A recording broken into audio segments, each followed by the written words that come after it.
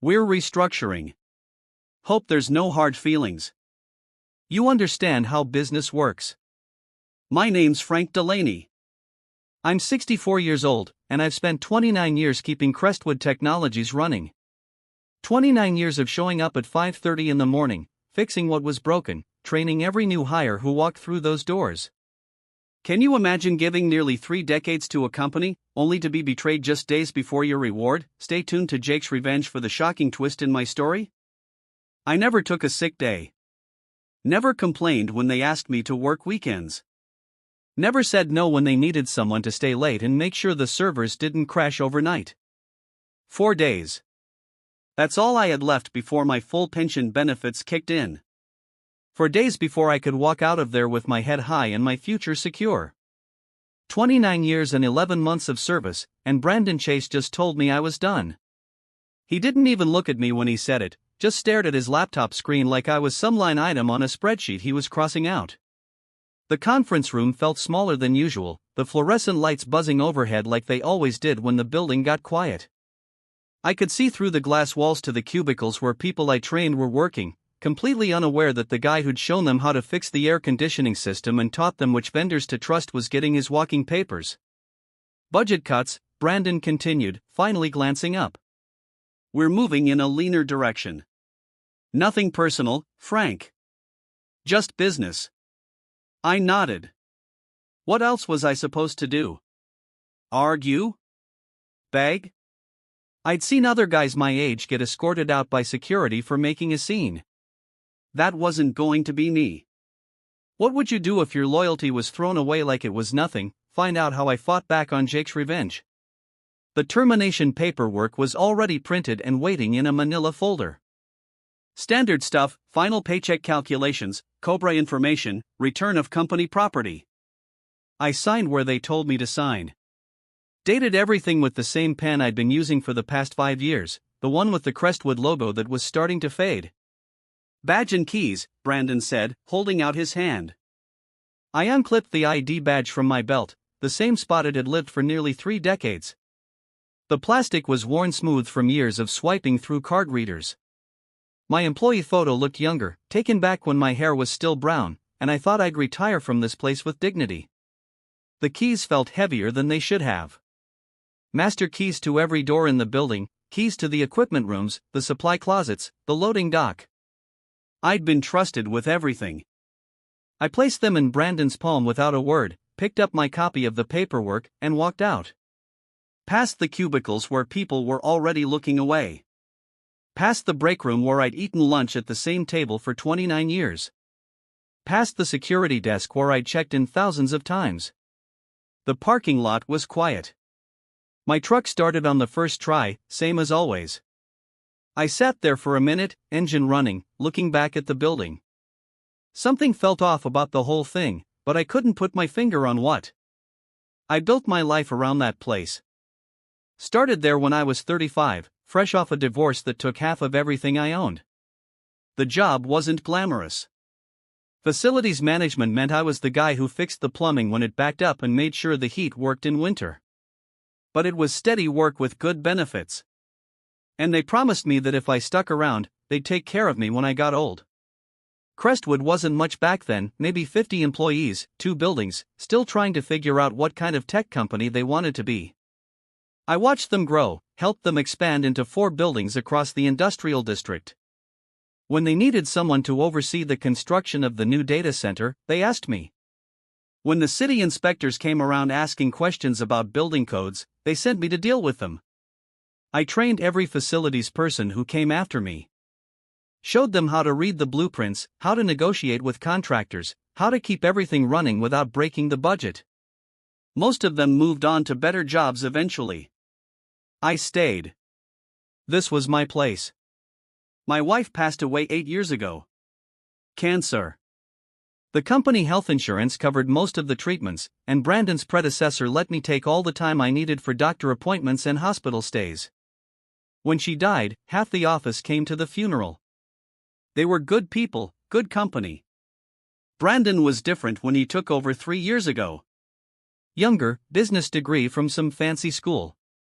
He looked at everything like it was a problem that needed solving, including the people who'd been there since before he was born.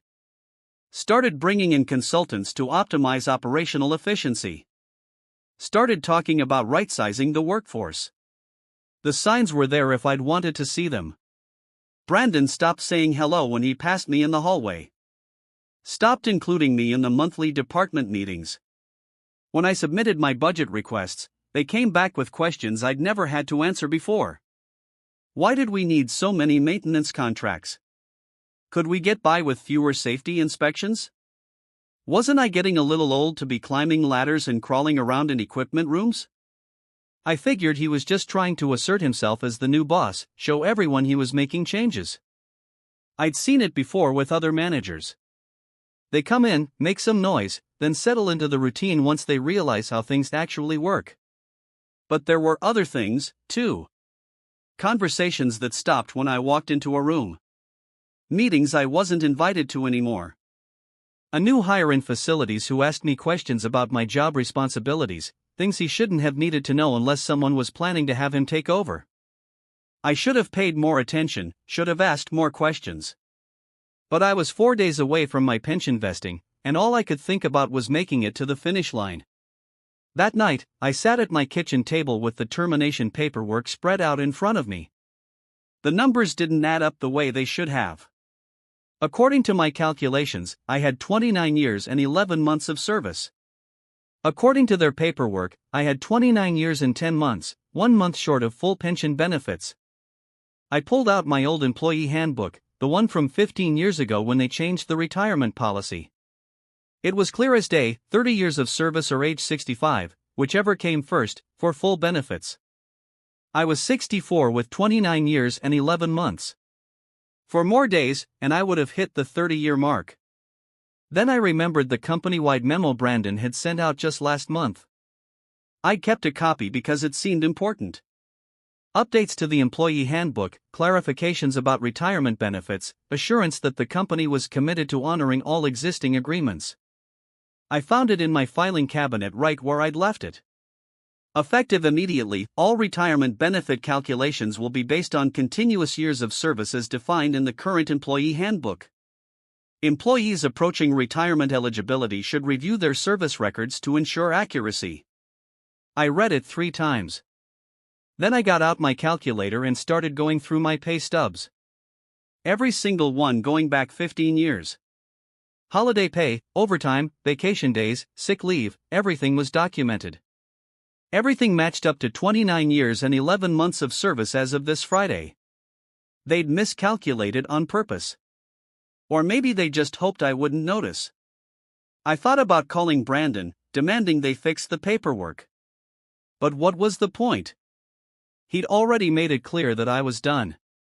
Calling him would just give him a chance to come up with another excuse, another reason why the rules didn't apply to my situation. I thought about getting a lawyer, but lawyers cost money I didn't have. And fighting a big company with deep pockets was a young man's game. Then I remembered Janice O'Connell. She'd worked in human resources at Crestwood for 12 years before retiring last year. Sharp woman, always played by the book, never let the company cut corners when it came to employee rights. I'd heard through the grapevine that she was doing consulting work now, helping other companies avoid the kind of legal problems that came from treating employees badly. I found her number in my old contacts and stared at it for a long time. Making that call would mean admitting that I'd been screwed over. It would mean fighting back instead of just accepting what had happened and moving on. But sitting there in my kitchen, looking at 29 years of pay stubs and a termination letter that didn't match the facts, I realized something had shifted inside me. I wasn't angry. I was focused. I picked up the phone and dialed. Janice answered on the second ring. Her voice was the same as I remembered, direct, no nonsense, the kind of tone that made you want to tell her the truth whether you planned to or not. Frank Delaney, she said before I could introduce myself. I heard about what happened. Word travels fast in this business. I laid out everything for her, the timing of my termination, the discrepancy in the service calculation, Brandon's attitude over the past few months. She listened without interrupting, asking pointed questions about dates and documentation. When I finished, There was a long pause. You kept all your pay stubs? She asked. Every one. Company memos, policy updates, everything important. My wife always told me to keep good records. Smart woman, Frank. I need you to listen carefully. What Brandon did isn't just wrong. It's illegal. Federal law protects employees from being terminated to prevent them from collecting earned benefits. But proving it requires more than just the timing. We need to show intent. She explained how these cases worked. The Department of Labor took them seriously, but they needed solid evidence, documentation, a pattern of behavior, something that showed the termination wasn't just bad timing, but deliberate fraud. Bring everything to my office Monday morning, she said. Don't talk to anyone at Crestwood. Don't post anything on social media. Don't even tell your neighbors what happened. If this goes where I think it's going, we want them to believe they got away with it. Monday morning, I drove to Janice's office with 3 boxes of paperwork, pay stubs, employee handbooks, memos, performance reviews, email printouts. 29 years of documentation organized in chronological order. She went through everything methodically, taking notes on a yellow legal pad. When she got to Brandon's memo from last month, she stopped and read it twice.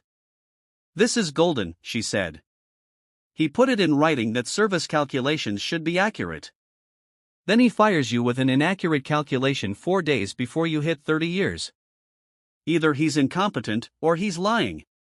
What's the difference? Incompetence gets you your job back. Lying gets you your job back, plus damages, plus a federal investigation that could shut down their entire human resources department. She explained the process. File a complaint with the Department of Labor. They'd investigate, interview witnesses, review documents. If they found evidence of deliberate benefit denial, Crestwood would face serious penalties, not just fines. Potential criminal charges for the people involved. How long does it take? I asked. Depends. Could be weeks, could be months. But Frank, you need to understand something. Once we file this complaint, there's no going back. Brandon's going to know you didn't just walk away quietly. He's going to fight back. She was right about that part. Tuesday afternoon, my phone rang. Brandon's name on the caller ID. Frank, I heard you've been talking to people about your termination. I hope you're not planning to do anything stupid. I didn't say anything. Look, I get it. You're upset, but we followed company policy to the letter. Your service record shows 29 years and 10 months. I've got the documentation right here. What documentation? Your hiring date, January 15, 1996. Your termination date, November 8, 2024. Simple math, Frank. I knew he was lying. I started at Crestwood on December 15, 1995. I had the offer letter to prove it, but Brandon was setting up his defense, trying to get me to argue with him over the phone where he could control the conversation. I'm not looking for trouble, I said. Good. That's good to hear. Because if someone were to file a frivolous complaint against the company, well, we'd have to defend ourselves. And defending ourselves might involve looking very closely at that person's work history, making sure they never violated any company policies, never took anything that didn't belong to them, never said anything that might have hurt the company's reputation. The threat was clear: fight back, and they'd destroy whatever was left of my reputation. I understand, I said, and hung up. But I didn't understand. Not really, because what Brandon didn't know was that Janice had already filed the complaint that morning. Janice called me Wednesday evening with news that changed everything. The Department of Labor moved fast on this one, she said. They've been watching Crestwood for a while. Turns out you're not the first person this happened to. She'd spoken with the investigator assigned to my case. Over the past 2 years, 3 other longtime employees at Crestwood had been terminated within months of becoming eligible for full pension benefits. All of them in their 60s. All of them with service records that had been mysteriously miscalculated. They're calling it a pattern, Janice explained. Systematic benefit denial, The kind of thing that gets companies put on federal watch lists. But there was more. The investigator had requested personnel files for all 4 terminated employees. What they found was a series of emails between Brandon and the new human resources director discussing ways to optimize the workforce and reduce long-term benefit obligations. They weren't even smart about it, Janice said. Used company email, talked about specific employees by name. Your name was mentioned 6 times in the past 3 months. I felt something cold settle in my stomach. What did they say about me? That you were a legacy cost. That your pension and healthcare benefits would represent a significant ongoing expense. That your position could be eliminated, and your responsibilities distributed among existing staff. They'd been planning this for months. While I was coming in early and staying late, while I was training new people and fixing their problems, they were figuring out how to get rid of me without paying what they owed. There's something else, Janice continued. The investigator wants to interview you Thursday morning. They're bringing someone from the criminal division. Criminal? Frank, when a company deliberately terminates employees to avoid paying earned benefits, that's not just a civil matter. That's fraud. Wire fraud. If they used electronic communications to plan it, the people involved can go to prison. Thursday morning, I sat in a conference room at the Department of Labor building downtown. 2 investigators, both younger than my son, both wearing suits that cost more than I spent on clothes in a year. They recorded everything, asked me to walk through my employment history year by year, showed me printouts of emails I'd never seen. The emails were worse than Janice had described. Brandon and the human resources director hadn't just discussed terminating me. They discussed terminating anyone who was close to pension eligibility. They called it proactive workforce management. They had a spreadsheet with names and dates and projected savings.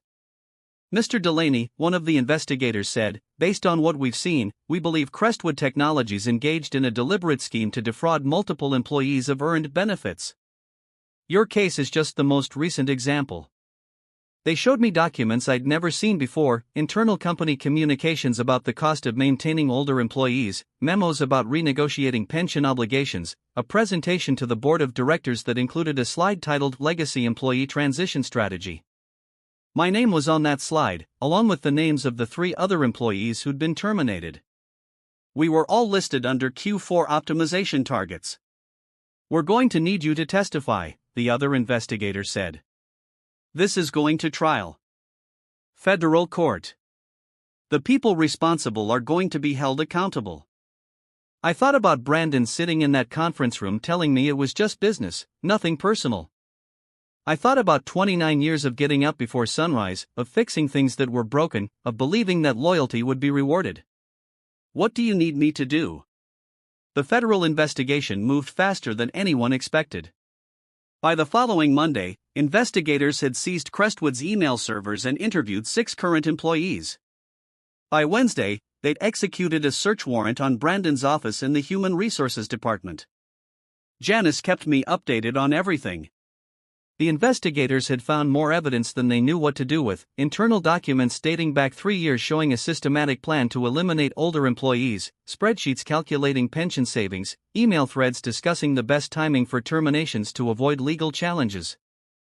They kept records of everything, Janice told me over coffee Thursday morning. It's like they wanted to get caught. The plan was simple and brutal. Identify employees approaching pension eligibility. Find reasons to question their performance or necessity. Terminate them just before their benefits vested. Save millions in long-term costs. Brandon had presented it to the board as a financial necessity. The company was growing, but pension obligations were eating into profits. Younger employees cost less to insure and didn't require long-term benefit commitments. It was basic business math. What he hadn't counted on was someone like me keeping detailed records, or someone like Janice understanding federal employment law, or investigators who took benefit fraud seriously. Friday afternoon, Brandon called me again. This time his voice was different. Higher pitched. Nervous. Frank, I think there's been a misunderstanding about your termination. We should talk. Work something out. What kind of misunderstanding? Your service record. We may have made an error in the calculation. If you'd be willing to come in Monday morning, we could review everything. Make sure you get what you deserve. He was panicking. The investigation was public now, mentioned in the business section of the newspaper. Crestwood's stock price had dropped 15% in 2 days. The board was asking questions Brandon couldn't answer. I don't think that's necessary, I said. Frank, please. We've worked together for years. Let's handle this professionally. No lawyers, no government agencies, just two reasonable people working out a disagreement. But it was too late for reasonable. The Department of Labor had already filed charges, criminal charges, not just civil ones. Brandon was facing up to 5 years in federal prison for wire fraud and conspiracy to defraud employees of earned benefits. Monday morning, I got a call from the company's lawyer, not Brandon, the actual company lawyer, the one they brought in when things got serious. Mr. Delaney, my client would like to discuss a settlement, full reinstatement of your pension benefits, healthcare coverage, and additional compensation for the inconvenience you've experienced. How much additional compensation?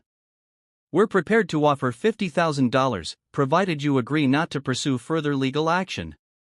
I told him I'd think about it. Then I called Janice. Don't take it, she said immediately. Frank, they're scared.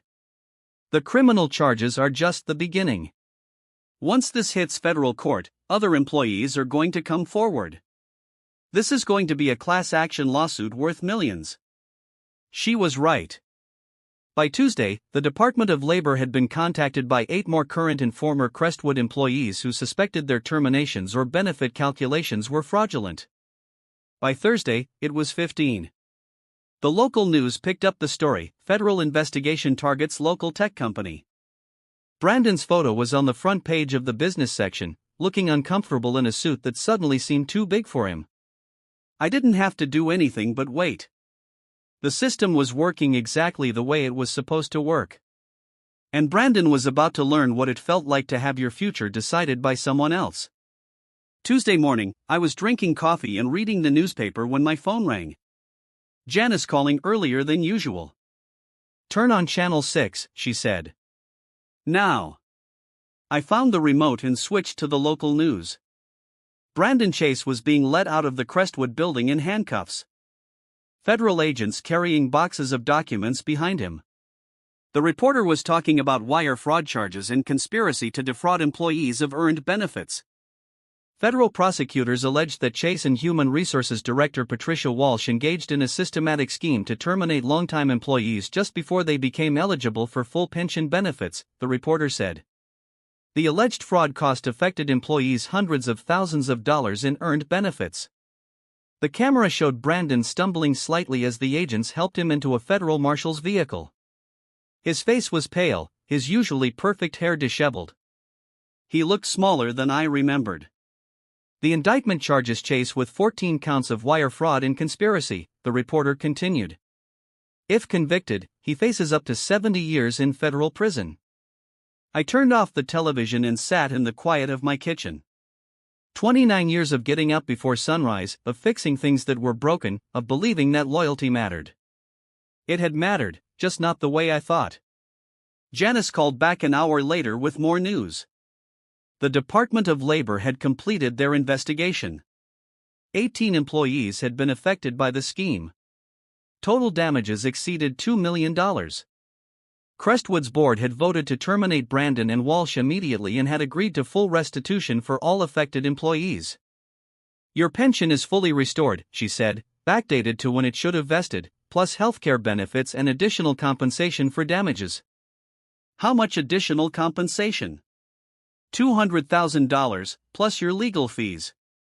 I thought about Brandon telling me it was just business, nothing personal, just the way things worked. 3 months later, I was back in my workshop building a bookshelf for my daughter. The tools felt good in my hands. The smell of sawdust and the sound of wood being shaped into something useful reminded me why I'd always been good at fixing things. My pension payments had started right on schedule. The additional compensation sat in my savings account, earning interest. I hadn't touched it yet. Wasn't sure I needed to. After 29 years of steady work, I had everything I needed. Brandon had pleaded guilty to federal charges and been sentenced to 18 months in prison. Patricia Walsh got 6 months and 2 years of probation. Crestwood had been acquired by a larger company that cleaned house in the management ranks. The local newspaper had run a follow-up story about the case. Local man's complaint leads to federal investigation. They'd wanted to interview me, but I declined. I wasn't looking for attention or recognition. I just wanted what I'd earned. My daughter called while I was sanding the bookshelf. She'd seen the news story online and wanted to make sure I was doing okay. "I'm proud of you, Dad," she said, "for standing up for yourself." "I didn't do anything special," I told her. "Just made a phone call. Sometimes that's enough." I finished the bookshelf that afternoon and loaded it into my truck. My daughter had been asking for one for months, and I finally had the time to build it, right? Solid oak, dovetail joints, the kind of thing that would last for decades. As I drove to her house, I thought about the difference between building something and just fixing what someone else had broken. Both had their place. Both mattered. But building something new felt better. Subscribe to Jake's Revenge for more stories of justice and redemption.